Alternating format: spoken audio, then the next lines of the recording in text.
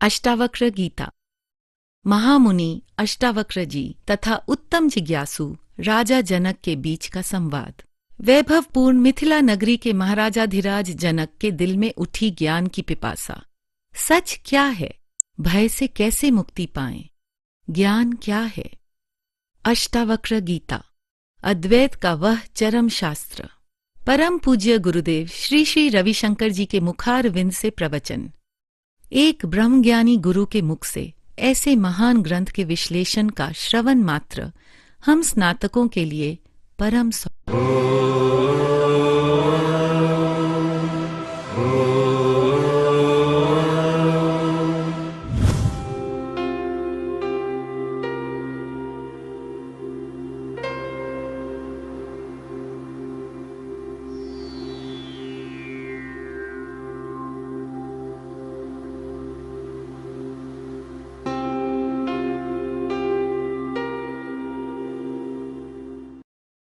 का विरोध मत करना कि मन में क्यों मेरा गड़बड़ शड़बड़ होता है, ये वो कुछ नहीं। मन में जब कभी गांठें पड़ जाए तो समझ लेना कपड़ों में सलवटें पड़ गई, और यहाँ आके आयरनिंग करवा लो, किसी कोर्स में बैठ के आयरनिंग करवा लो। एवरी वीक लॉन्ग क्रिया में जाओ। लॉन्ग क्रिया मतलब लॉन्ड्री। सप्ताह में एक बार अगर आप लॉन्ग क्रिया में गए यानी आपने अपना लॉन्ड्री करवा लिया। लॉन्ड्री समझते ना या नहीं? और प्राप्ति के लिए कुछ तो कौशल चाहिए, कुशलता। लेकिन ये देखने के लिए कुशलता चाहिए। क्या कुशलता है वो? मैं करता नहीं हूँ।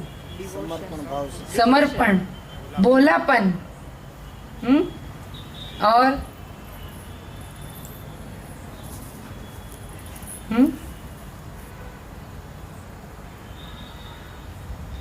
ज्ञान अगर हृदय को छू जाए तो बोध घटित होता है, और अगर बुद्धि में चला जाए तो और शब्द उठते हैं, है ना?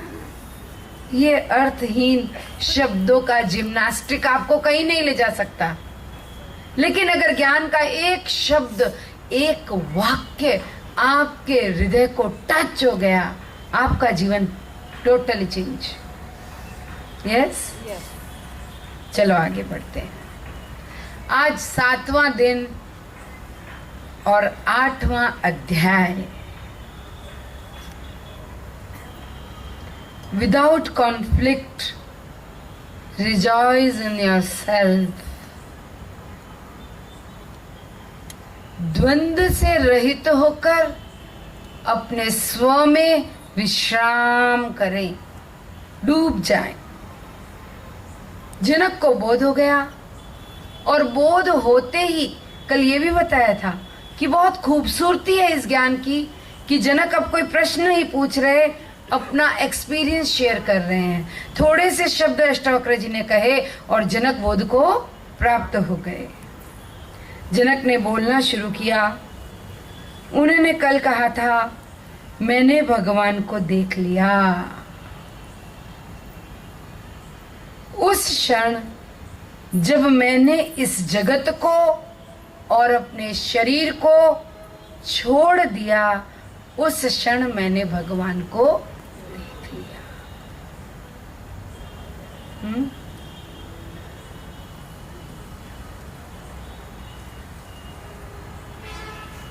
ये बात लोगों ने बड़े अलग अलग तरीके से कही और मानी।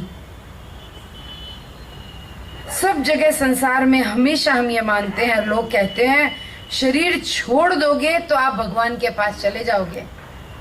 सुना है ना? मरने के बाद स्वर्ग मिलेगा या फिर नरक मिलेगा। तुम्हें ले जाया भी जाएगा वहां और पूछा भी जाएगा कि तुमने क्या किया, क्या नहीं किया, कितना ठीक किया, कितना गलत किया, और फिर या तो सजा मिलेगी या फिर अवार्ड मिलेगा। इतना ही जानते हैं भगवान के बारे में। और मृत्यु के बाद के जीवन की हमारी ये कल्पना है। एक शब्द है यहां बहुत सुंदर, मया अधुना, मेरे द्वारा अभी इसी पल, मया अधुना यानी मेरे द्वारा अभी इसी पल, परित्यज्य से शरीर मिदम विश्वम, जब मेरे द्वारा अभी इसी क्षण इस शरीर और विश्व को त्याग दिया गया, उसी पल से मैं भगवान के साथ हूं। यानी जनक जी स्वर्गलोक गए क्या? जय गुरुदेव हो गए? तो आगे कहने सुनने को कोई होता ही नहीं यहाँ।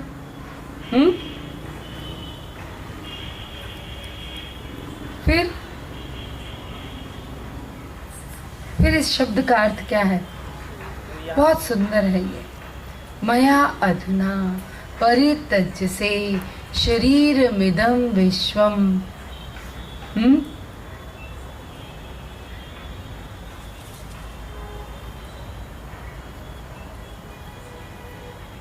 क्या हम कभी शरीर को छोड़ते हैं? छोड़ते हैं क्या? तो फिर क्या होता है? शरीर ही छोड़ देता है। बहुत फर्क है इसमें, बहुत बड़ा फर्क है, एक अंतर है, उसे देखना। हम शरीर को छोड़ें और शरीर हमें छोड़े, ये दोनों घटनाओं में बड़ा फर्क है।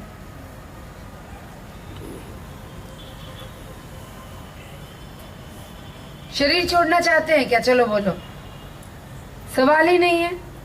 एक कॉकरोच नहीं छोड़ना चाहता अपना शरीर, वो भी सिंक में फिसलता रहता है, जितना हो सके जान बचाना चाहता है। तो दुनिया में तो ऐसा कोई व्यक्ति नहीं जो शरीर छोड़ना चाहे या छोड़ दे कि ला छोड़ा शरीर तुझे। लेकिन ये शरीर जरूर व्यक्ति को छोड़ देता है एक दिन। हमने इस शरीर के साथ न जाने कितना कितना अन्याय किया है, अंत में कहता है चलो जाओ गेट आउट, निकाल देता है हमें। बाहर धक्का दे देता है अपने अंदर से। शरीर क्या करता है? हमें बाहर धक्का दे देता है। आप समझ रहे हैं क्या यहाँ क्या कहा जा रहा है? शरीर आपको छोड़े तो मृत्यु, और अगर आप शरीर को छोड़ दें, समाधि, ध्यान। इससे पहले कि ये शरीर आपको छोड़े, आप आगे आओ, आप पहल करो और कहो, अच्छा शरीर मैं तुम्हें छोड़ता हूं। कुछ भी हो, आज नहीं तो कल शरीर तो छोड़ ही देगा हमको। पर इससे पहले क्यों ना हम ही पहल कर दें, हम होशियार हो जाएं। छोटे छोटे बच्चे कहते हैं ना मैं फर्स्ट आ जाऊं, तो क्यों ना हम फर्स्ट आ जाएं।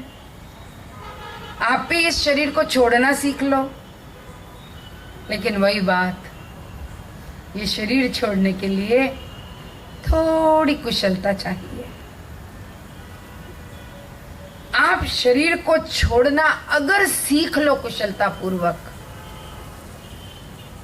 आप दिव्यता को देखने में सक्षम हो जाओगे।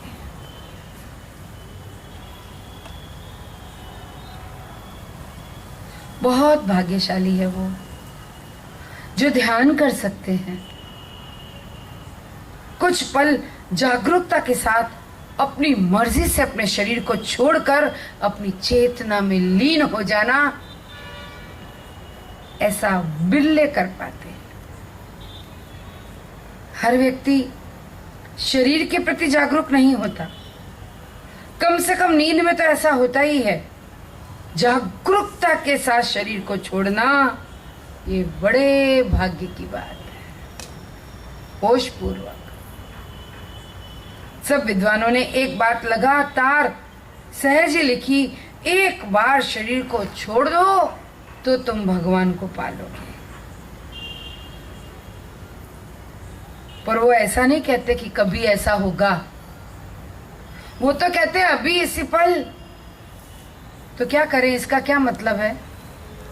सुसाइड, आत्महत्या? तो क्या? अगर ऐसा होता तो गीता कहने सुनने के लिए कोई बचता नहीं है। इसे ठीक से समझें। ईश्वर कहीं ऊपर नीले आसमान में नहीं, हम सबके हृदय की कंदरा में विराजमान है। और आप दुनिया को भला कैसे देख सकते हो? कैसे देखते हो दुनिया को? आंखों से। आंखों से बताओ। अगर अंदर आप हो तो आंखें देख सकती है कि ये दुनिया है। यस? अगर अंदर आप नहीं हो तो बॉडी में पड़ी वो आंखें दुनिया देख सकती है क्या? नहीं देख सकती। अगर आप इस शरीर में नहीं हो, आप कभी दुनिया को नहीं देख सकते। तो कौन है जो पूरी सृष्टि को अनुभव कर रहा है? कौन है जो सुखद दुखद अनुभव इस दुनिया में करता है? वो कौन है? वो कोई और नहीं, जो शरीर के भीतर है आप स्वयं। And you are nobody. आप शरीर नहीं हो। जो इस संसार को शरीर से अलग अनुभव कर ले, वही नोबॉडी को महसूस कर सकता है। आप एक बहुमूल्य योग्यता है जो मनुष्य की नस नाड़ियों में है, और सिर्फ मनुष्य ऐसा कर सकता है कि वो अपने आप को जगत से भिन्न, शरीर से भिन्न, अलग, जुदा महसूस कर सकता है। बाकी किसी योनि में ये संभावना नहीं है। इसलिए कहते हैं मनुष्य का जन्म बड़े भाग्य से मिलता है।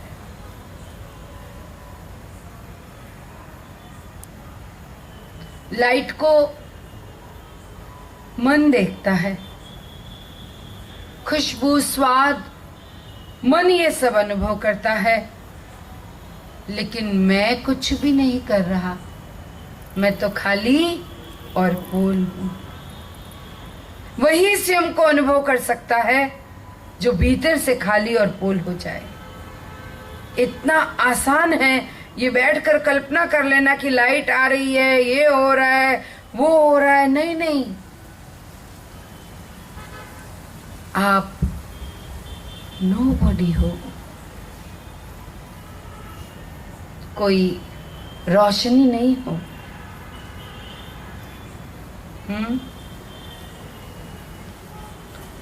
थोड़ा खोलते हैं इसको। यस, आप क्या समझे वो बताओ पहले। मया अधुना परित्यज्य से शरीर मिदम विश्वम। मेरे द्वारा जब इस शरीर को और इस विश्व को त्याग दिया गया, उसी क्षण मैंने भगवान को देख लिया। और कब हुआ ये? मया अधुना, मुझे इसी वक्त जब मैंने ये शरीर और संसार छोड़ दिया तो मैंने भगवान को देख लिया। इसका क्या अर्थ है? शरीर और मन को जब छोड़ दिया तो जो चेतना है, जो एनर्जी है, वो सब जगह दिखी। तो सब जगह एक ही चेतना है, वही भगवान है, वही मैं। Very good. लेकिन शरीर और संसार को छोड़ने की कुशलता क्या है? वो कला क्या है? जब हम इंद्रिय में फंसे रहते हैं तब हम समाधि अवस्था या ईश्वर का अनुभव नहीं कर सकते। जब हम इंद्रियों से परे हो जाते हैं तब हम ईश्वर का अनुभव करते हैं। Very good. लेकिन कब हम इंद्रियों से परे हो जाते हैं? साक्षी बन जाते हैं। कब? देख रहे हैं। अभी ईश्वर के सानिध्य का एहसास। कैसे? संसार को, शरीर को कैसे छोड़ोगे कुशलता पूर्वक, वो बताओ। ध्यान से मेडिटेशन में आप अपनी मर्जी से शरीर को, मन को, संसार को छोड़कर कुछ समय के लिए अपने आप के साथ, अपने शुद्ध चैतन्य स्वरूप के साथ उसमें लीन हो जाते हैं, डूब जाते हैं। तब साक्षी भाव से देख सकते हैं कि मैं शरीर नहीं और ये संसार भी नहीं है। कल ही बताया था ये क्या है, खेल है, और हम सब यहाँ क्या करने आए, खेलने आए। यस, अभी क्लियर है थोड़ा? या नहीं क्लियर है, पूछो। बहुत सरल है ये, बहुत ही इजी। अगर आप ये देख सकते हो, आप अलग हो, ये शरीर अलग है और ये संसार अलग है, उसी क्षण उसको अनुभूत कर सकते हो, जो ओम मनी प्रेजेंट है, जो सर्वत्र व्याप्त है। और उसके लिए कुशलता चाहिए, और वो कुशलता यही है कि हम अपनी मर्जी से इस मायावी परिवर्तनशील जगत को कुछ देर के लिए भी त्याग दें।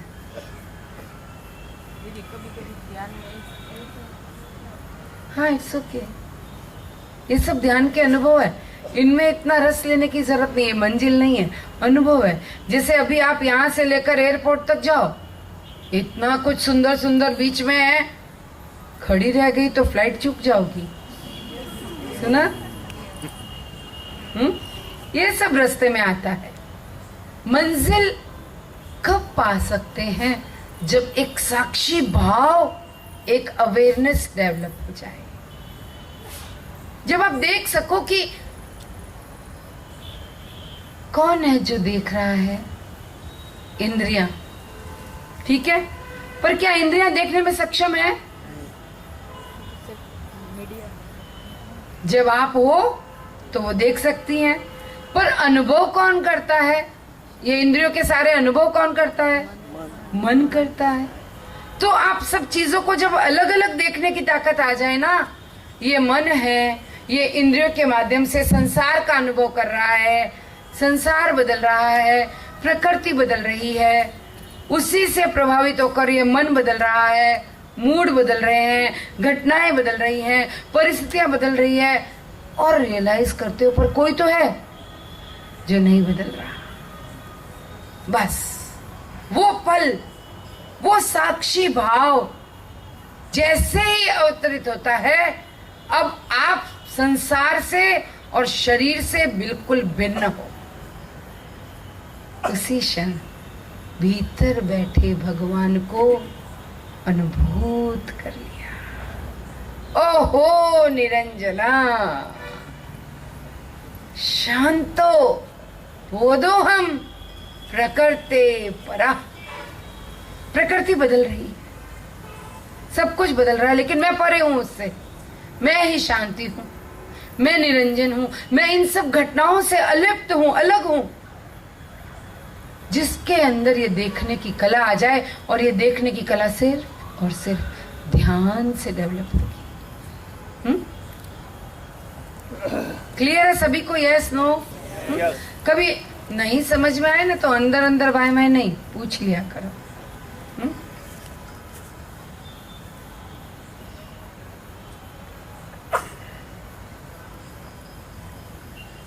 और जब वो स्वयं को देखना आ जाए, तो उसी स्व को समष्टि के कण कण में देखना आ जाएगा, अपने आप, बिना किसी एफर्ट के।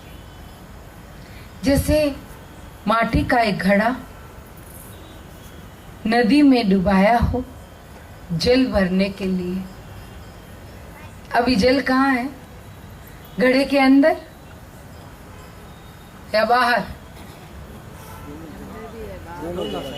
और माटी के कण कण में भी जल है। देखा है कभी? माटला भरा हो, कोरा माटला था तो एकदम ड्राई था, भरने के बाद उसकी दीवारें भीनी हो जाती है कि नहीं? मिट्टी के बर्तन में नदी का जल बर्तन के अंदर भी है और उसके कण कण में है। पानी के घड़े के चारों ओर, अंदर बाहर सब जगह वो जल है? इसी तरह मैं समष्टि के कण कण में, कण कण में, मैं इस मिट्टी में भी हूं। कितने मजे की बात, ये कितने आश्चर्य की बात है। एक राजा अचंभित हो जाते हैं कि जैसे मैं खाली और पोल हूं, मेरे सामने, मेरे दाएं, मेरे बाएं, मेरे आगे पीछे बैठा हर व्यक्ति खाली और पोल है। ओ व्यक्ति क्या, हर एक प्राणी, मेंढक, तितली, गाय, मनुष्य, ये मच्छर, ये तितलियां, सारे प्राणी एक ही है, खाली और पोल। पर ये देखने के लिए योग्यता चाहिए, एनलाइटमेंट की। ये एक ऐसी अलौकिक स्थिति है जहां सिर्फ मनुष्य नहीं, जीव जंतु, प्राणी, पौधे, पशु, पक्षी, सब कुछ नारायण दिखने लगे। सब में वो खाली और पोल तत्व को अगर हम अनुभव करने लगे, वो स्थिति अपने आप में बिल्कुल अलौकिक। फिर कहता है, जो भी व्यवहार करते हैं, काम करते हैं, वो मेरे ही रूप है। देखा आपने, जनक का द्वैत मिट गया। जनक के लिए अब कोई शैतान, अब कोई भगवान, कोई अच्छा व्यक्ति, कोई बुरा व्यक्ति नहीं रहा। कहते हैं ये जो कोई भी कुछ भी काम कर रहे हैं ना, इनके भीतर भी मैं ही हूं। तो अगर वो जो कुछ भी कर रहे हैं वो क्या है? रोल प्ले, अभिनय। मैं कुछ भी नहीं हूं और जितने अन्य सब यहाँ हैं वो भी कुछ भी नहीं है। जनक इतनी वननेस में, इतने एक तत्व में आ गए हैं कि वो जहां नजर दृष्टि डाले उसे वो एक का अनुभव होता है। फिर कहता है, गुब्बारे देखो, रंग बिरंगे गुब्बारे, लाल, पीले, नीले, हरे, बैंगनी, आसमानी, न जाने कैसे कैसे, कितनी अलग अलग उनकी शेप्स, हार्ट शेप, लंबा, गोल, एप्पल जैसा, ककड़ी जैसा, यस। लेकिन सबके भीतर हवा एक। ऐसे ही हम सब रंग बिरंगे गुब्बारे हैं, अलग अलग आकार, अलग अलग रंग, लेकिन भीतर से बिल्कुल एक, खाली और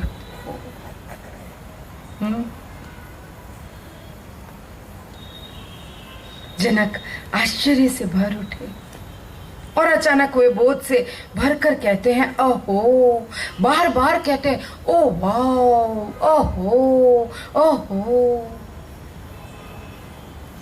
पूरा जगत खेल है, नाटक है, पूरा जगत खाली और पोल है, अलग अलग रूप, आकार, हर एक का मन अवर्णनीय है।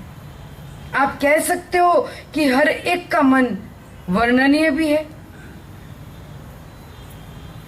दो ऑपोजिट्स एक साथ, ये कहकर वर्णन कर दिया कि अवर्णनीय है, उसको एक परिभाषा दे दी। मन अवर्णनीय है, ये कहकर आपने उसका वर्णन कर दिया कि ये अवर्णनीय है। सब कुछ उस खालीपन से बना है और उसी में विलीन हो जाएगा। ये शरीर मुझसे बना है और मुझ में समा जाएगा, लेकिन मैं बिल्कुल अस्पर्शनीय, अपरिवर्तनशील, अनटच्ड हूं। आप नहीं जानते आपने कितनी बार जन्म लिया है और न जाने कितने रूप लिए हैं। कभी बेटे बने हो, कभी बेटी बने हो। कितने रिश्तेदार हजारों हजारों साल में तुमने बनाए हैं, पर हमें तो पता ही नहीं है। हमारी स्थिति कैसी है? वो घोड़ों की तरह जिनका मालिक उनकी आंखें ढक देता है एक पर्दे से और फिर रोड पर चलाता है, चल टक बग, ताकि उसे किनारों की हरी भरी घास ना दिखे और वो अपने पथ से भ्रमित होकर कहीं इधर उधर ना चला जाए, सीधा चले। तो ईश्वर ने क्या करुणा करी, हमें अपने पीछे का कुछ दिखता नहीं।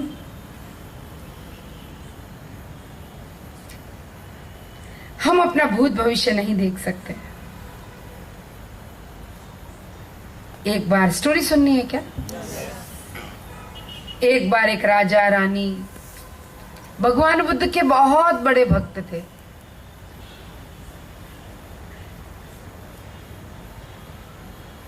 रोज ध्यान करते थे, बहुत मनोयोग से ध्यान करते थे। हाँ, कोई बात नहीं, उठा के फेंक दो, एक ही तो है, वो भी खाली और पोल है। और तुम, कपड़ा है ना तुम्हारे पास, प्यार से उठाओ उसे, अपना समझ के डाल दो बाहर। कपड़े से उठाओ ना, उसे चोट लगेगी हमारे हाथ से। ये देखो गया, आ गया, देखो, हाँ इट्स ओके। ओ देखो, प्यार से गया कि नहीं गया? इतनी सी तो बात है।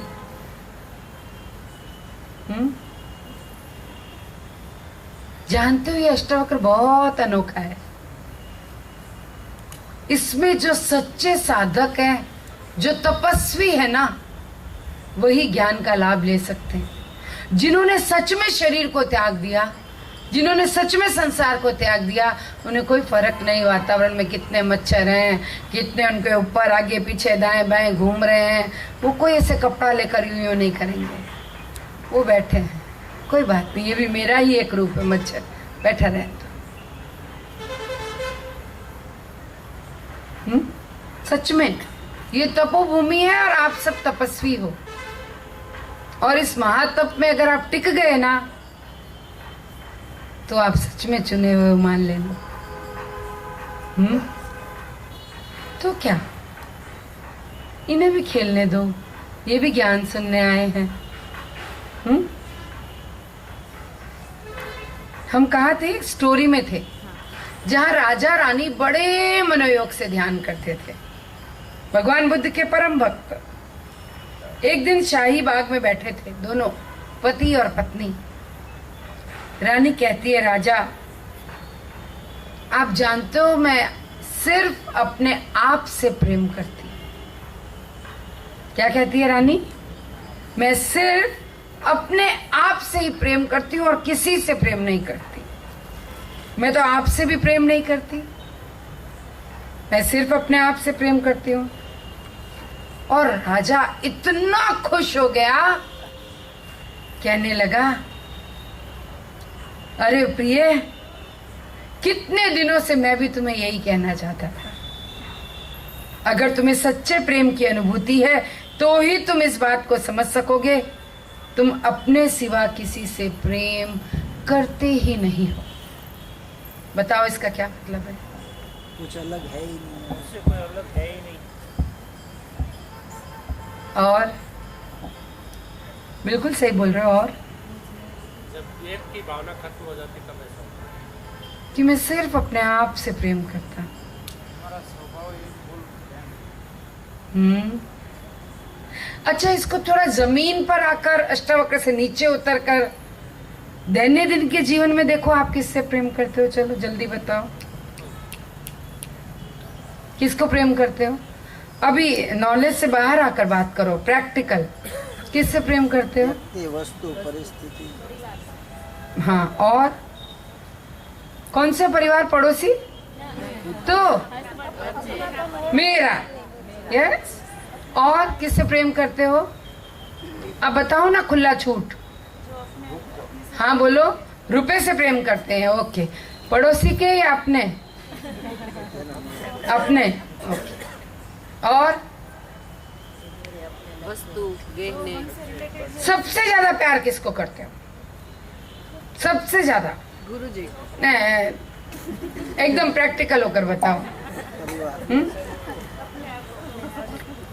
प्रैक्टिकल होकर बताओ। हाँ, शरीर से प्रेम करते हैं किसके? अपने। और सबसे ज्यादा प्रेम किसको करते हो? फिर एक बार सोच के बताओ।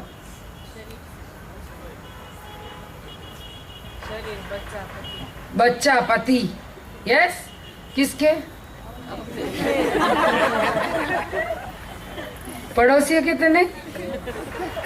यानी फाइनली जो आपको बिलोंग करता है आप उसी से प्रेम करते हो, और जो चीज आपको बिलोंग न करे उसे कोई मतलब नहीं है।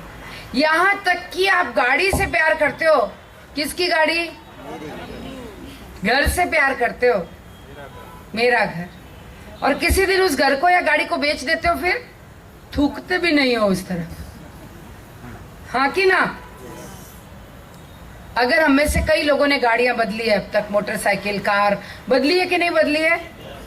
एक बार बेचने के बाद कभी मुड़कर देखा वो कैसी है, तू कहाँ है, पता किया उसका, हालचाल पूछा? कोई लेना देना नहीं। किसी भी व्यक्ति, वस्तु, परिस्थिति से अगर लेना देना है तो क्यों है? क्योंकि वो मुझसे संबंधित है। यानी प्यार किससे है? Is it clear now?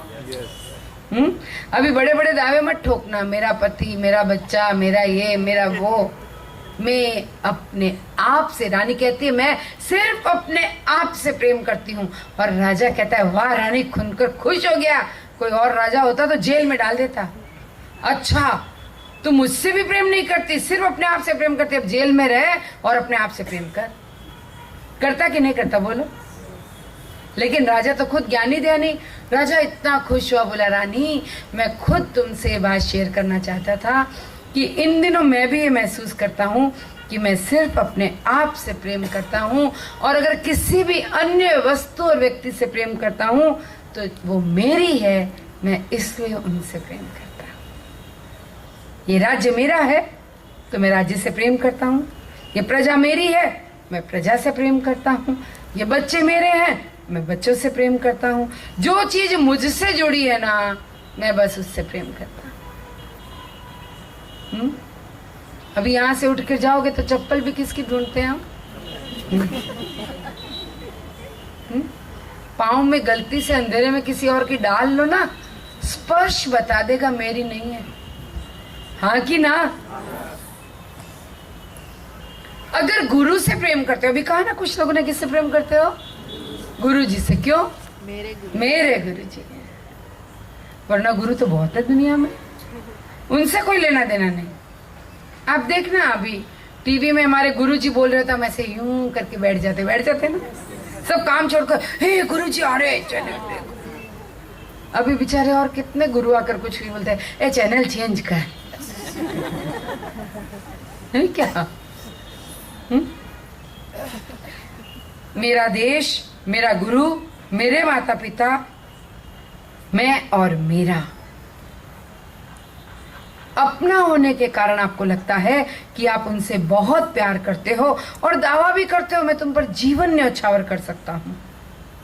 क्या आपने अपना जीवन किसी के लिए क्यों दे रहे हो? क्योंकि आप उससे प्रेम करते हो और उनमें अपने आप को देखते हो, उन्हें अपना हिस्सा मानते हो, उनको अपने आप से अलग नहीं मानते। और अगर ये बात, ये पॉइंट आप सबको क्लियर हो जाए तो इस दुनिया में कोई दुखी नहीं हो सकता। रिपीट, क्या कहा? बोलो। अपने आप प्रेम करते जाओ तो सब प्रेम ही। नहीं सुना आपने? जो चीज मेरी लगती है, मेरे से ही जुड़ी है, उनसे ही मैं प्रेम करता हूँ। लास्ट सेंटेंस बोलो, मैंने क्या बोला? अगर आपको रियलाइज हो जाए कि आप खुद को प्यार करते हो तो दुनिया में कोई दुखी नहीं। जोरदार ताली इस बच्चे के लिए, जोरदार ताली तो जोरदार बजाओ, पता चले। इसका अर्थ क्या है? हमारी इस दुनिया में रिलेशनशिप में 99% प्रॉब्लम क्या है? मैं तेरे को इतना प्यार करता हूं और तू मुझे प्यार नहीं करती। यस, यही प्रॉब्लम है। वो चाहे भाई बहन, माँ बाप, बेटा बेटी, वट एवर संबंध है, यही है। अगर रियलाइज हो जाए कि हम सब सिर्फ अपने आप से प्यार करते हैं और किसी से नहीं, तो फिर एक दूसरे से शिकायत शिकवा खत्म। फिर दुख काहे का? जब आपको पता ही चल गया कि आप अपने आप से प्रेम करते हो और आप सिर्फ नहीं, दुनिया में जो भी लोग हैं वो सिर्फ अपने आप से प्रेम करते हैं, तो सारा टंटा खत्म हो गया भाई। अब दुनिया में दुख के लिए कोई विषय ही नहीं बचेगा। वो व्यक्ति जो स्वयं से प्रेम नहीं करता, वो आध्यात्म के मार्ग पर लड़खड़ाता रहेगा। वो कैसे?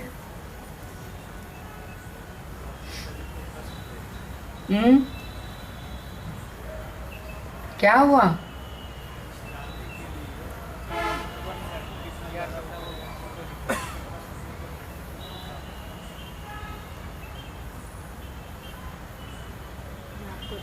मैं फिर से कहती हूँ, वो व्यक्ति जो स्वयं से प्रेम नहीं करता, वो आध्यात्म के मार्ग पर लड़खड़ाता रहेगा। जो स्वयं से प्रेम नहीं करता वो उन तक पहुंच कैसे सकता है?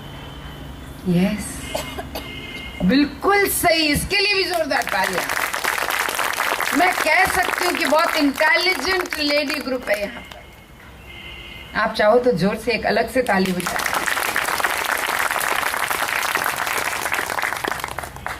मैंने भक्ति सूत्र में भी कहा, प्रेम और भक्ति यानी द्वंद्व रहित आनंद। अगर आप आनंद का अनुभव नहीं करते, इसका मतलब आपको आनंद को लेकर आपके मन में जरूर द्वंद है।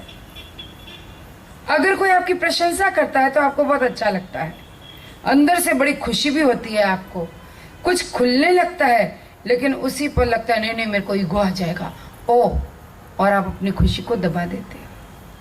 क्या किया? कुछ फैल रहा था आपके अंदर, लेकिन आपने छड़ी मारकर उसको वापस सिकोड़ दिया। हर चीज में द्वंद्व देखो हमें।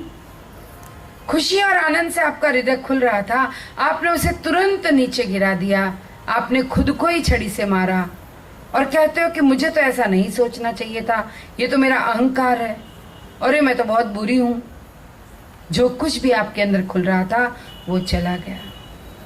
आप आनंद को द्वंद्व के बिना महसूस ही नहीं करते। शांडिल्य ऋषि ने भक्ति के बारे में बहुत कुछ कहा है कि भक्ति क्या है। एक सूत्र में उन्होंने कहा, परम आनंद को द्वंद्व के बिना महसूस करो। अगर द्वंद्व आपके भीतर बहुत अंदर तक चला गया, किसी को अगर आप बहुत प्यार करते हो तो द्वंद्व आपके आड़े आ जाएगा, आप पूरी तरह उनके साथ हो ही नहीं सकते। एक द्वंद्व है जो आपको पीछे खींचेगा। क्या? इतना सरल नहीं है। देखो, जो खुद से प्रेम नहीं करता, जान लेना वो दुनिया के कोने कोने से प्रेम की भीख मांगा करता है। उसे सब जगह प्रेम चाहिए, ठीक है? और जब भी वो किसी से प्रेम करता है, उसके मन में एक द्वंद्व चलता है, मैं इतना प्रेम करता हूं, ये मुझे करता है कि नहीं करता है। आप फ्रीली एंड फ्रैंकली उससे प्यार कर ही नहीं सकते। हर व्यक्ति प्रेम में द्वंद्व और अपेक्षा लगाए बैठा है। यार, इतना किसी से बहुत ज्यादा अटैच हो जाना अच्छा नहीं है। क्या पता अगला बंदा अपने को इतना भाव ही नहीं देता, अपने चिपक रहे हैं जबरदस्ती।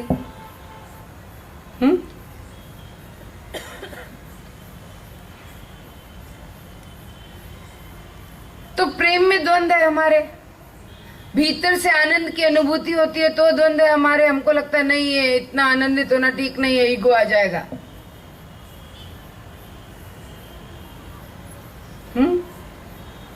यहां तक कि कुछ खा रहे हो तो भी द्वंद्व है, खाऊं कि नहीं खाऊं।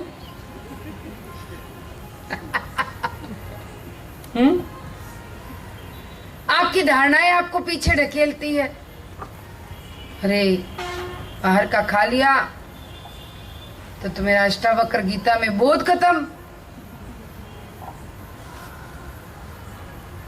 मुझे नहीं खाना चाहिए और इतना तो नहीं खाना चाहिए, आप पीछे की ओर धक्का लगाते हो। ये सही गलत के निर्णय तुम्हें पीछे ढकेलते हैं। ये द्वंद्व है, करूं नहीं करूं, खाऊं नहीं खाऊं, ये सही है ये गलत है, ऐसा होना चाहिए ऐसा नहीं होना चाहिए। पूरी जिंदगी यही चलता है। तुम्हारे अहंकार को लेकर जो तुम्हारी धारणाएं हैं वो तुम्हें आनंदित होने से रोकती है और कहती है विनम्र बनो, तुम्हें ऐसे ईगो नहीं करना चाहिए, तुम्हें तो एकदम ऐसे होना चाहिए मानो तुम कोई धूल और मिट्टी हो। लोग कहते भी हैं मैं आपके पांव की धूल हूं।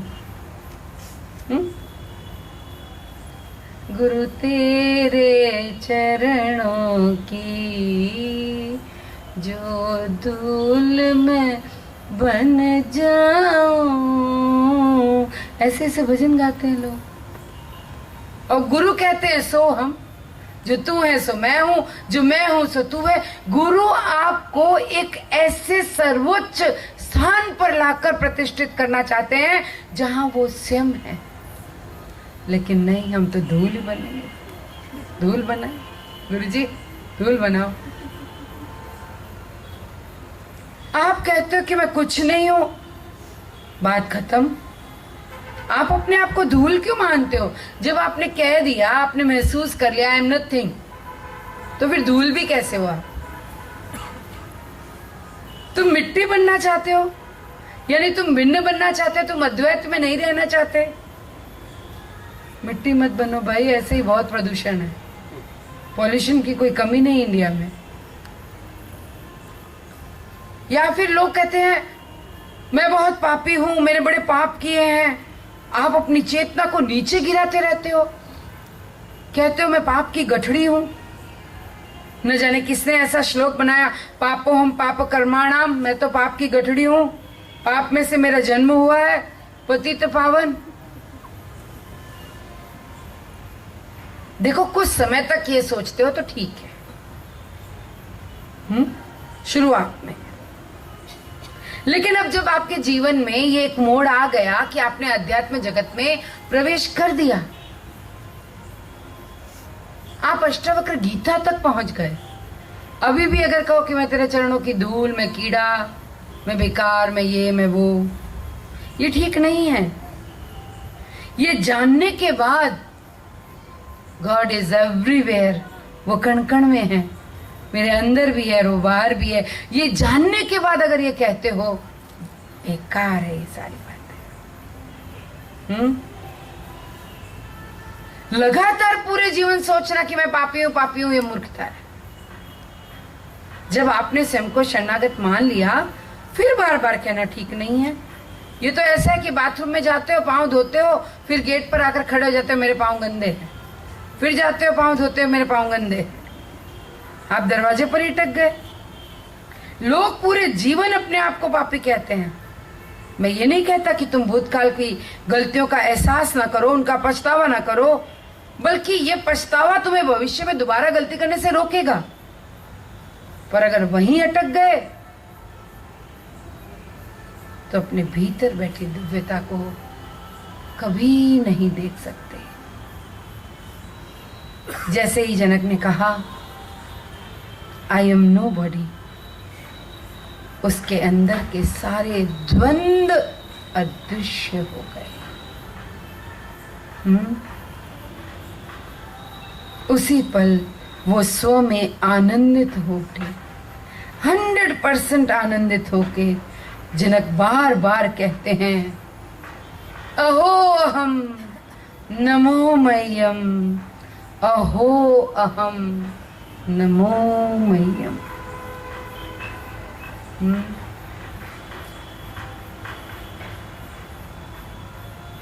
मैं अपने आप को नमन करता हूं। मेरे अंदर जो स्व, जो चेतना, जो अविनाशी है, मैं उसे नमन करता हूं। ये पूरा जगत बदल रहा है, ये पत्थर चट्टाने ये सब कुछ सालों में बदल जाएंगी, लेकिन मैं अविनाशी हूं, मैं कभी नहीं बदलूंगा। और मैं नमन करता हूं उसे। वो अपने ही चरणों में झुक गया। कल कहाँ झुका था? गुरु के चरण। आज कहाँ झुका? क्यों? आज उसे गुरु, ईश्वर और स्व के एक होने का पूर्ण बोध हो गया। वो द्वैत और द्वंद्व से रहित होकर अपने स्व में सटल हो गया।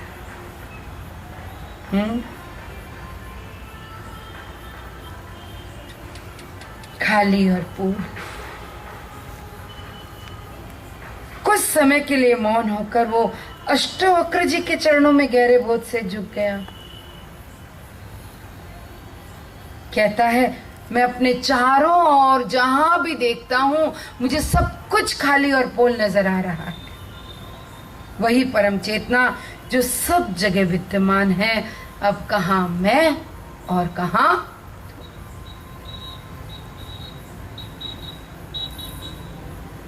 आप समझ रहे हैं क्या? द्वंद्व क्या, द्वैत क्या?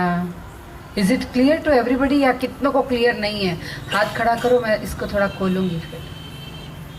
हाँ, ओके, आप सबको क्लियर है? नहीं है ना?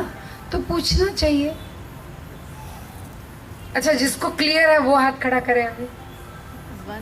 और खोलो, खोलो, आप में से एक जना कोई भी खोलो, सुंदर खोल पाओगे आप, खोलो ना। द्वंद्व का मतलब कोई भी चीज में आपस में मन के अंदर कोई उस चीज को लेकर लड़ाई हो गई। ओके। और द्वैत का मतलब एक ही, जैसे अपने आत्मा को, परमात्मा को और जो सामने गुरु बैठा उनको अलग समझना। ओके। ये अलग नहीं समझते, उनको एक ही समझना, तो वहाँ पे द्वैत की भावना नहीं रहती। दो नहीं रहते, वो एक ही है। शाबाश, इनके लिए एक ताली बनती। इसको और खोलो। द्वंद्व माने डिवोशन की कमी, तभी तो डाउट ना, द्वंद्व यानी आपकी नजरों में मैं करूं ना करूं, सही गलत, अच्छा बुरा, पापी पुण्यशाली, जितने जोड़े वाले ऑपोजिट शब्द के जजमेंट आपके अंदर है, वो आपको द्वंद्व में भी रखते हैं और द्वैत में भी रखते हैं। वननेस नहीं फील होने देंगे। वो एक ही चेतना है, एक ही तत्व है, मुझसे भिन्न, मुझसे जुदा यहाँ कोई नहीं है। ये बोध नहीं हो सकता अगर आपकी नजर में एक सचरित्र है, एक दुष्चरित्र है, एक पापी है, एक पुण्यशाली है, एक सही है, एक गलत है, एक सच्चा है, एक झूठा है, एक अच्छा है, एक बुरा है। ये जजमेंट अगर माइंड में है तो आप कभी भी अद्वैत का अनुभव कर ही नहीं सकते। ये सब क्या है? चलो बताओ। मैंने बताया पहले, क्या है ये? हैपनिंग है। क्या है? हैपनिंग है और कुछ भी नहीं है। यस। एक डायरेक्टर ने 5 लोगों को उठाया और एक फिल्म बना डाली। एक को कहा तू हीरो बन, एक को कहा तू जोकर बन, एक को कहा तू विलन बन, एक को कहा तू हीरोइन बन जा, एक को कहा चल तू चौकीदार बन जा। तो वो अलग अलग थोड़ी है, उसी डायरेक्टर की रचना है वो। अगर माइंड में ये जजमेंट उभरते रहते हैं, अगर आपके अंदर हर बात में द्वंद्व आता है, सही गलत का आपके अंदर निर्णय चलता है, अच्छा बुरा का आपके अंदर एक तुलना चलती है, तो आप द्वंद्व में भी हो और द्वैत में भी हो। ये अलग, वो अलग, तू अलग, मैं अलग, इसको द्वैत कहते हैं। ये द्वैत और द्वंद्व बहुत करीब है एक दूसरे के। अब अगर इसकी जड़ में जाओ, ये द्वैत, ये द्वंद्व, ये कहां से आया? चलो बताओ। जो पहली बार सुन रहे हैं अष्टवक्र, वो भी बताओ। हाँ, पर क्यों समझते हैं? उसकी जड़ क्या है? उसमें जाओ।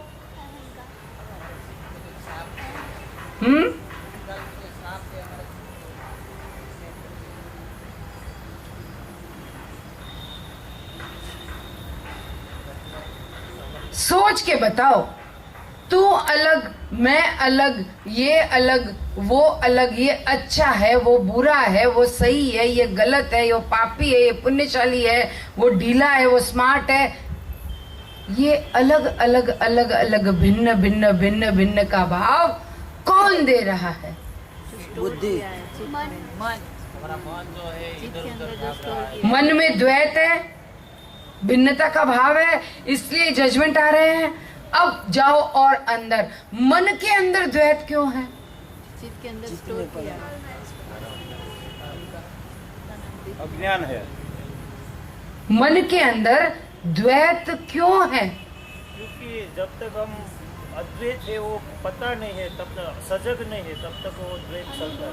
हाँ, जब अपने आप से प्रेम करने लगेगा तो वो सबको एक ही समझेगा, सबसे प्रेम करेगा। प्रेम नहीं होने की वजह से मैं पूछ रही हूँ मन के अंदर द्वैत क्यों है? अपने वो 5 इफेक्ट कौन है जो दो होने को इंगित करता है, इशारा करता है? शरीर। कौन है जड़? शरीर। नहीं समझ में आया? इसलिए तो शरीर से परे हो। शरीर ये बोध देता है, और कब देता है? जब हम ये मान ले कि मैं तो ये शरीर हूं। समझ रहे हैं क्या? मैं तो ये शरीर हूं बस। अगर मैं ये शरीर हूं तो ये शरीर अलग है, वो शरीर अलग है, सारे शरीर अलग अलग है। ये दुनिया अलग अलग शरीरों से बनी है। इनमें से ये अच्छे लोग हैं, वो बुरे लोग हैं, वो ध्यानी है, वो ज्ञानी है, वो लल्लू है, वो पंजू है, वगैरह वगैरह वगैरह। अब शुरू हो गई पूरी दुनिया। इसीलिए जनक ने क्या कहा? जिस क्षण मैंने शरीर को और विश्व को त्याग दिया, यानी मैं अपने शरीर भाव से ही मुक्त हो गया, मैंने जान लिया कि मैं शरीर नहीं हूं, उसी क्षण ये दुनिया को भी देख लिया कि ये दुनिया भी है ही नहीं। ये दिखती है कि ये है, लेकिन ये नहीं है। ये तो खेल है, ये तो ड्रामा है, ये तो नाटक है, ये तो अभिनय है। समझ रहे हैं आप? जिसने खुद को जान लिया कि मैं शरीर नहीं हूं, जिसको गहराई से पता चल गया, एक साक्षी भाव आ गया, जिसने मन को देखते देखते देखते देखते देख लिया कि मैं मन तो नहीं हूं, मैं विचार भी नहीं हूं, मैं भावनाएं भी नहीं हूं, मैं स्त्री या पुरुष भी नहीं हूं, ये जो भी बदल रहा है वो मैं नहीं हूं।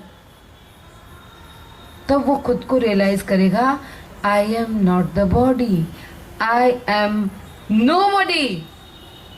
शरीर भाव से अलग।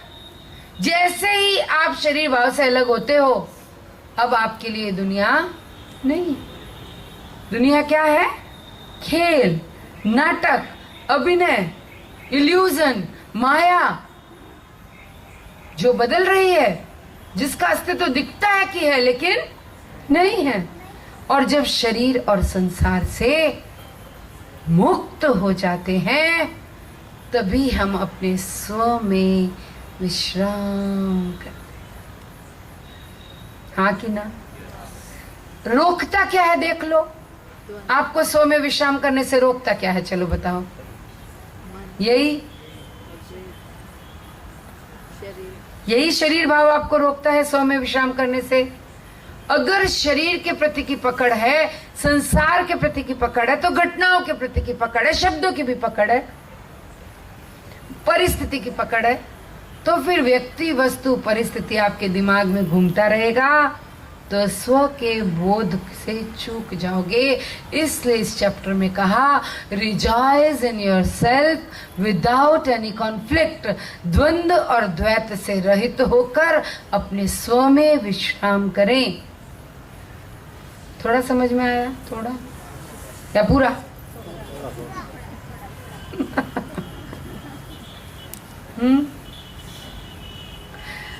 अब जब जनक ने खुद को देख लिया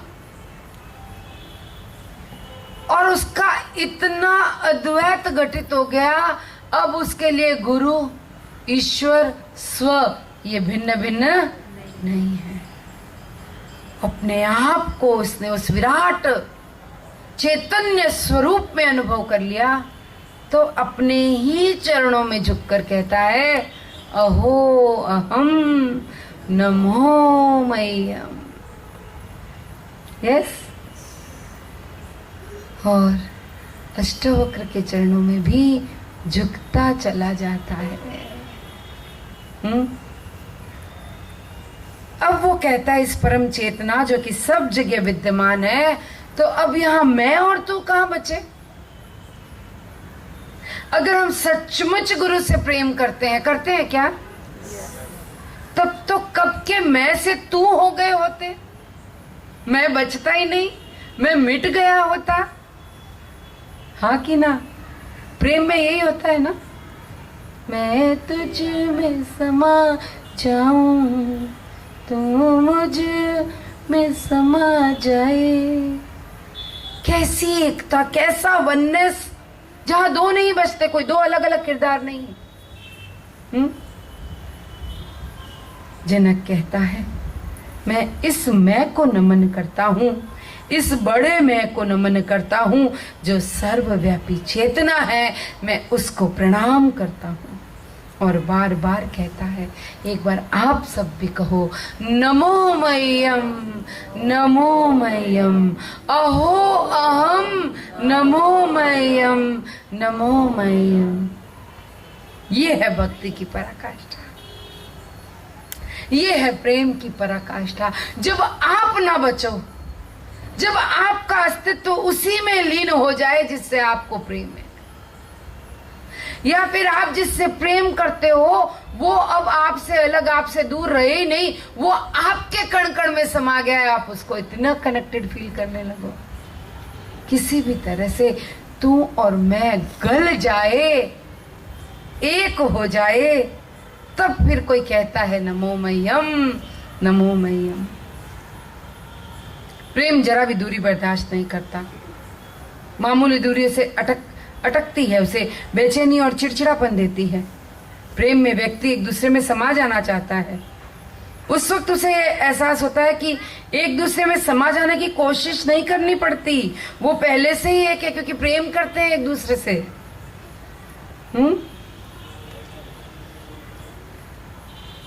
उसी पल बेचैनी पिघलकर द्वंद्व रहित आनंद में बदल जाती है। अगर ये अनुभव हो जाए कि हम जिससे प्रेम करते हैं उसके साथ कब के एक हो चुके हैं, तो सारी बेचैनियां पिघल जाएंगी, सारे द्वंद्व गलित हो जाएंगे। कितना खूबसूरत है ये पल। अपने छोटे मन के लिए छोटी छोटी चीजें तुम्हें परेशान करती है, तुम्हारे अंदर जो छोटी छोटी कमियां हैं, क्या तुम उसके लिए परेशान हो? अच्छा, क्यों नहीं हम अपने आप को उस एक सर्वव्यापी चेतना में प्रतिष्ठित देख पाते हैं? क्योंकि हमारे अंदर हमको छोटी छोटी कमियां नजर आती है। यस, एक बार खिड़की के कोनों में फंसी हुई धूल से नजर हटाकर खिड़की के पार जो चमकता हुआ सूर्य है, नजर उस पर लेकर जाओ। तो क्या हुआ? अगर आपकी खिड़कियों के शीशों के कोनों पर धूल जमी है, तो क्या सूर्य मैला है?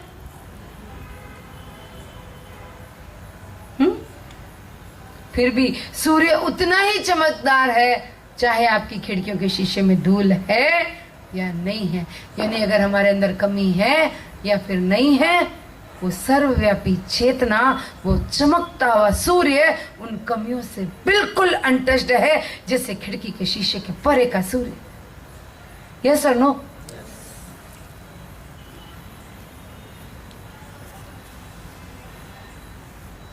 खिड़कियों के शीशों के कोनों में जमी धूल नजर आती है, तुम्हारी नजर को तुम एक बार अपनी कमियों से परे लेकर जाओ और अपने भीतर चमकते हुए सूर्य के प्रकाश पर नजर डालो।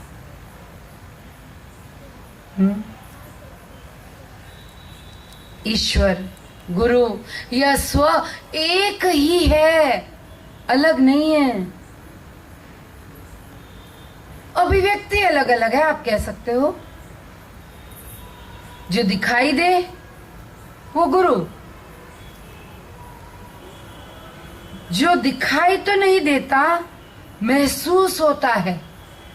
स्व जो न दिखाई देता है, न महसूस होता है, पर मानते हैं कि वो है, वो ईश्वर। उसने स्वयं को अलग अलग तरह से प्रकट किया है हमारे प्रेम में पड़कर। चल, तुझे जैसे अच्छा लगता है तू उसी स्वरूप से प्रेम कर, पर वो एक ही है।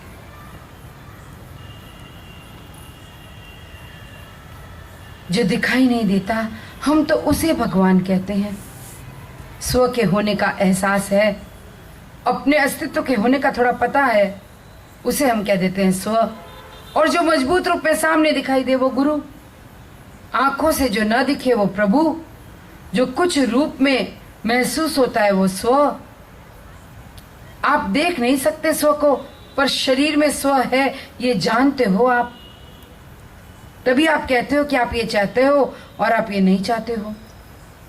कुछ रूप में जान सकते हो वो स्व है, और जिसे पूरी तरह अपनी आंखों के सामने देखते हो वो गुरु है। Seen, partially seen and unseen, ये नाम का फर्क है, पर ईश्वर, गुरु और स्व एक ही चेतना का परम अंश है।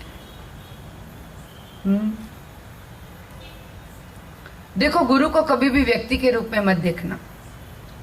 व्यक्ति के परे गुरु का एक रूप है, वो देखना। गुरु के बाहरी रूप में, व्यवहार में, शब्दों में मत अटको। उसके खाली और पोल विराट स्वरूप को अनुभव करो। परम चेतना की उपस्थिति के एहसास को देखो। अपने इस निर्णयात्मक माइंड से, जजमेंटल माइंड से तुम बाहर आओ। क्योंकि मन कैसा है, देखता है और जजमेंट शुरू। नोटिस किया कभी? मॉर्निंग वॉक करते करते भी किसी किसी को, अननोन लोगों को देखते हैं और जजमेंट करते हैं। करते हैं कि नहीं करते? और फिर क्या करते हैं? लेबल लगाते हैं। पहले जजमेंट करते हैं, फिर लेबल लगाते हैं, फिर टिक्का टिप्पणी भी करते हैं। उसे ये करना चाहिए, ये नहीं करना चाहिए। गुरु क्या करे अगर उसके भक्त उसे भी बताने लगे कि गुरु को क्या करना चाहिए और क्या नहीं करना चाहिए? कितनी अजीब परिस्थिति है। जिन्हें आप गुरु कहते हो और उनको ये भी बतलाते हो कि उन्हें क्या करना चाहिए और क्या करना नहीं चाहिए। और मजे की बात, आप ये जानते भी हो कि गुरु को क्या करना चाहिए। आप गुरु के गुरु बन सकते हो, ये तो जरूर ही करना चाहिए। गुरु के गुरु, हर व्यक्ति गुरु बनना चाहता है, शिष्य नहीं। जनक एक सच्चा शिष्य था। अचानक बोध होते ही अपनी ही जगह से उछल पड़ा और कहता है, अहो अहम नमो मह्यम, मैं स्वयं को नमन करता हूँ। जनक पूरी तरह से अष्टावक्र गुरु के चरणों में समर्पित हो गए और कहने लगे, ईश्वर, गुरु और मैं एक ही है, हम दो तीन नहीं हैं। अचानक उस वननेस को महसूस करते हैं। सारे प्रश्न तिरोहित हो गए और उसी क्षण जनक मुक्त हो गए। जो अष्टावक्र ने कहा उससे नहीं, उन शब्दों से नहीं, पर जो अष्टावक्र की उपस्थिति से उनके भीतर जो घटित हो रहा था उससे। और कहने लगे, हालांकि ये शरीर है, परंतु मैं सब जगह हूं। मैं इस शरीर के अलावा अपने स्व के प्रति नतमस्तक हूं। ये बहुत सुंदर है। इस शरीर और इसकी कमियों के बावजूद मैं तो वही हूं। छोटी छोटी कमियां अगर मेरे शरीर में है तो क्या, मैं वही एक ही हूं और मैं सब जगह। समझ रहे हैं? Yes, no?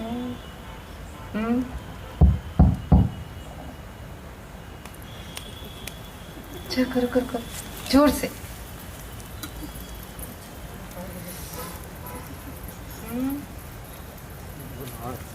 थोड़ी आवाज कर लो, हंसो।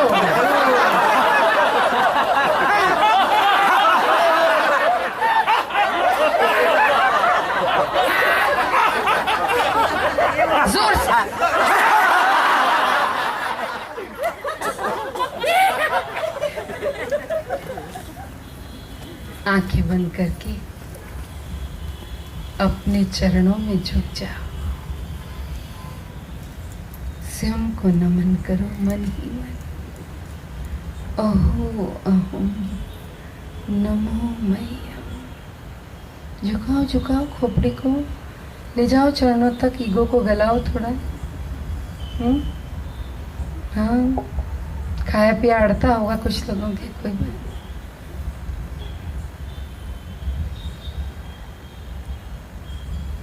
दोनों हाथों से अपने आप को ही बाहों में ले लो, सर ऊंचा करो और अपने आप से प्रेम करो। आंखें बंद, दोनों हाथों से अपने आप को बाहों में ले लो, प्रेम करो।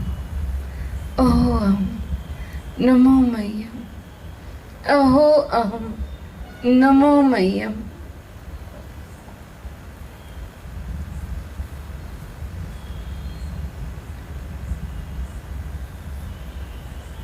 एंड रिलैक्स, धीरे से आंखें खोलो।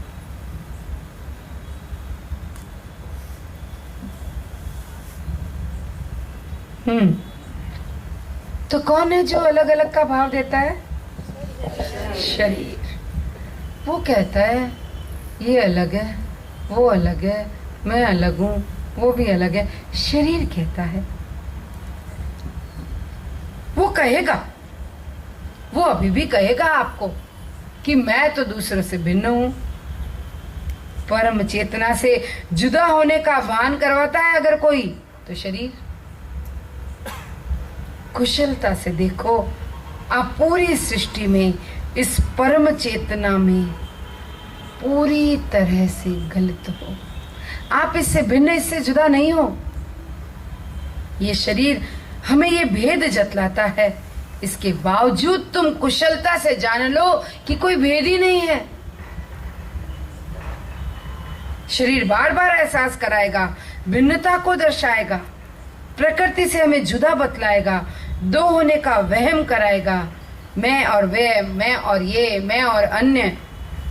शरीर के बनाए हुए इस ब्रह्म के बावजूद देख लो कि मैं सिर्फ एक हूं और सब जगह मैं हूं। I am omni present. न तो मैं आता हूं, न मैं जाता हूं, न मैं खोता हूं, न मैं पाता हूं। सृष्टि के कण कण में मैं विद्यमान हूं। और ये बहुत सुंदर गजब का अनुभव है। जनक के लिए एक क्रांतिकारी वाक्य है, जो अब जनक कहते हैं कि मुझसे ज्यादा होशियार तो कोई है ही नहीं, मुझसे कुशल तो कोई है ही नहीं। जो कल तक कह रहा था क्या कुशलता है मैं नहीं जानता, आज कहता है मुझसे कुशल तो कोई नहीं है। अचानक कहता है, क्यों? Very good.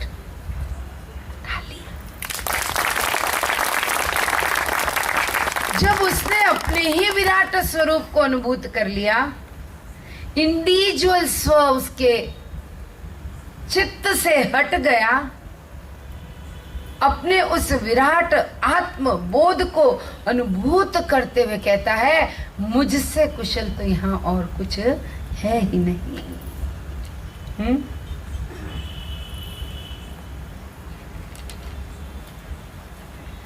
सारी कठोरता, जड़ता, भिन्नता, ये सब तिरोहित हो जाते हैं अगर द्वैत गलित हो जाए तो। फिर आंखों में जड़ता की बजाय आंखें पारदर्शी हो जाती है, सारी गलत फहमियां दूर। आपकी समस्या क्या है? आप कठोर क्यों हो? द्वंद्व के कारण, द्वैत के कारण।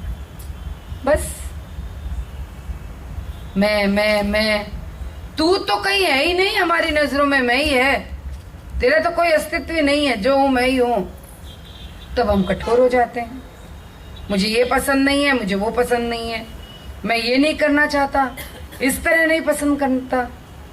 तुमने कभी ये जानने की कोशिश की तुम्हारे आसपास के लोगों के साथ अगर तुम्हारा द्वंद्व है तो वो क्यों है? क्यों हैं?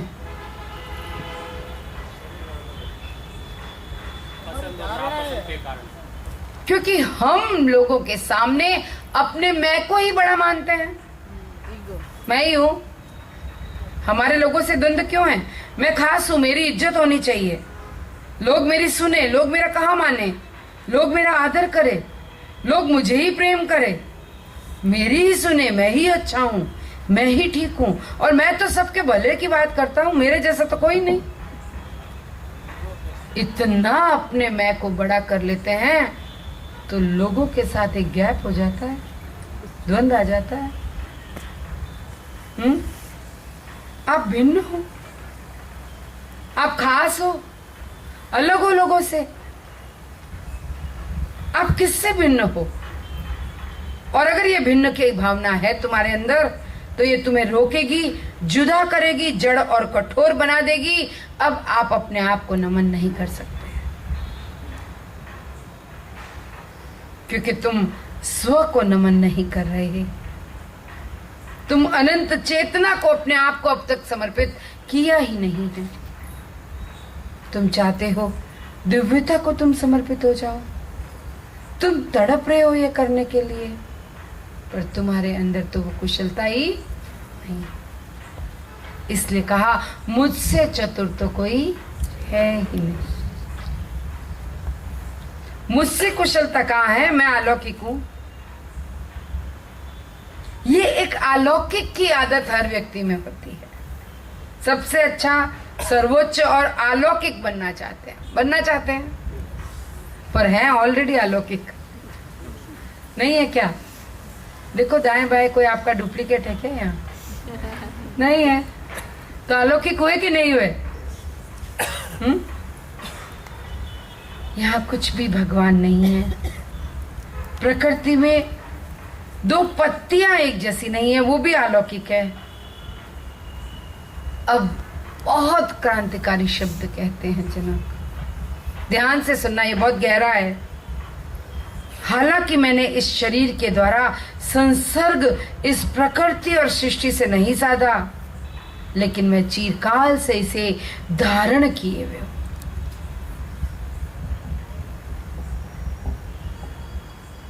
यस,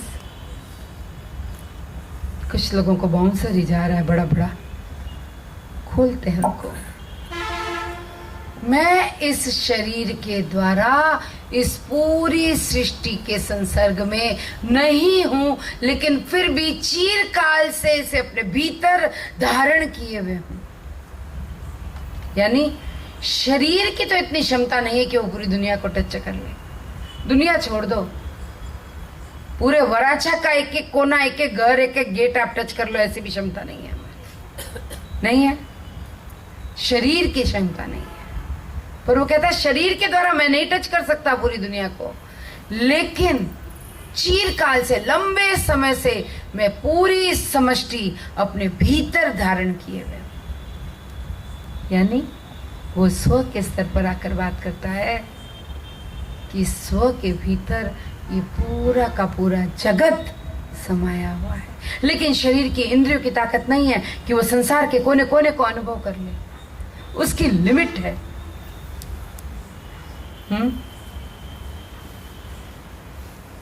हमें लगता है कि हम जिसे छू लेना बस वो मेरा है,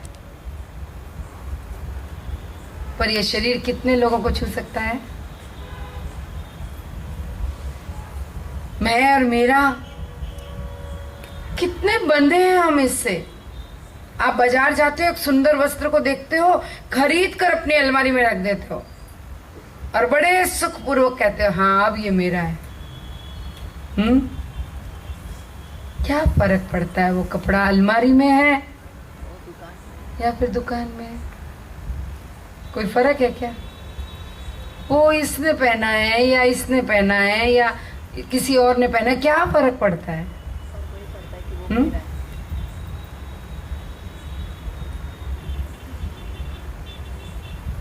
लेकिन नहीं, अलमारी में खरीद कर रख लिया, अब आप सुख से सो सकते हो मेरा है।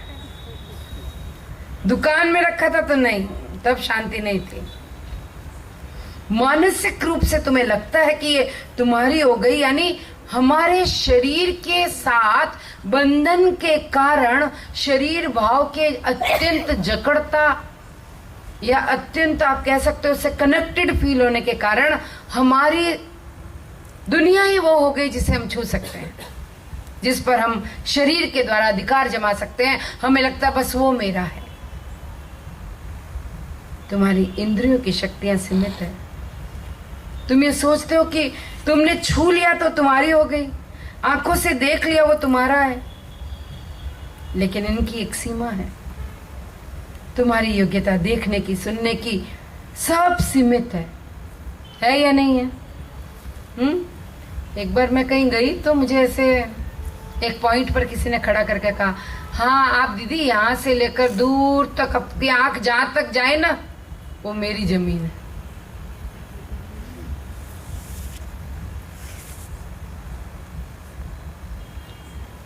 अभी कितनी सीढ़ियां हम सबके पास होगी भजन की, कितने सारे मेडिटेशंस, कितना सारा नॉलेज सीडीज। सुना कुछ नया आया तुरंत हम स्टोर करने के चक्कर में लग जाते हैं। इवन मोबाइल में स्टोर, पेन ड्राइव में स्टोर, लैपटॉप में स्टोर, न जाने कहाँ सब जगह स्टोर है, यहीं स्टोर नहीं है बस।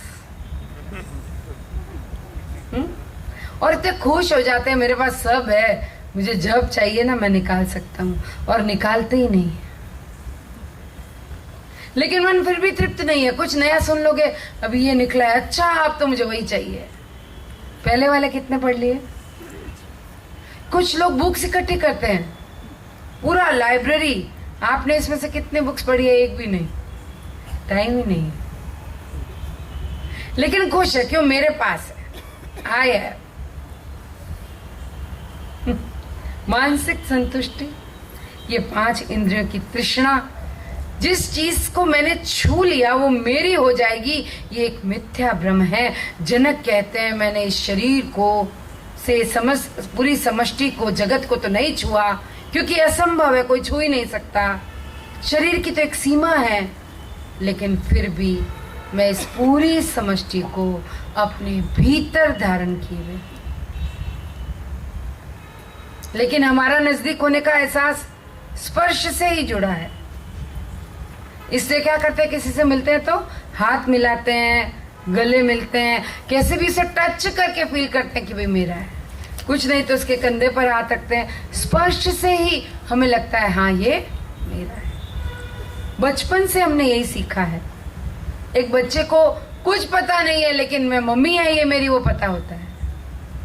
महीने 20 दिन का बच्चा भी माँ की खुशबू में सोया रहता है। माँ के शरीर से अलग पालने में सुलाओ, रोने लगता है। उसे पता चलता है कि मेरी माँ नहीं। छोटा सा बच्चा 2 साल का, 1 साल का, माँ को पिता को देखेगा, दौड़कर गोदी के चिपक जाएगा, गोद में बैठ जाएगा। एहसास होगा मेरा पिता है ये मेरी माँ है। हमने जगत को अपनाया ही ऐसे। बगीचे में जाओ, सुंदर फूल देखते ही दौड़ कर जाओगे, एक बड़ा सा गुलाब, ये तोड़ा और अब ये मेरा है।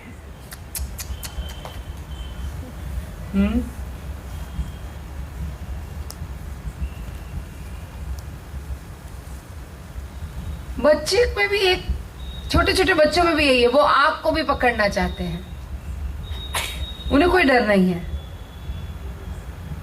चरण स्पर्श यानी पांव को छूना, झुककर किसी के पांव छूना, यानी वो मेरे पूजनीय है। जनक कहते हैं मुझे कोई जरूरत नहीं कि मैं इस जगत को छू लूं, फिर भी मैं इसे छू रहा हूं। मेरी चेतना से, मेरे होश से मैं इस पूरे जगत को गले लगा रहा हूं। जो भी इस जगत में है, सृष्टि के कण कण में है, मैं उसे छू रहा हूं। लेकिन मुझे कोई जड़ता, कोई तड़प नहीं। ये शरीर एक ही जगह पर है, ये सीमित चीजें महसूस कर सकता है, लेकिन मैं ऐसा नहीं हूं। मैं पूरी जगत को छू सकता हूं। हम बहुत भाग्यशाली हैं। ये ज्ञान हजारों साल पहले जनक को मिला और किसी ने हम सब के लिए इसे सुरक्षित कर लिया।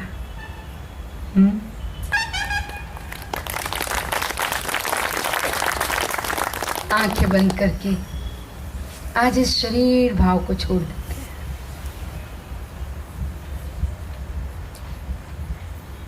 महसूस करें कि मैं शरीर नहीं हूं।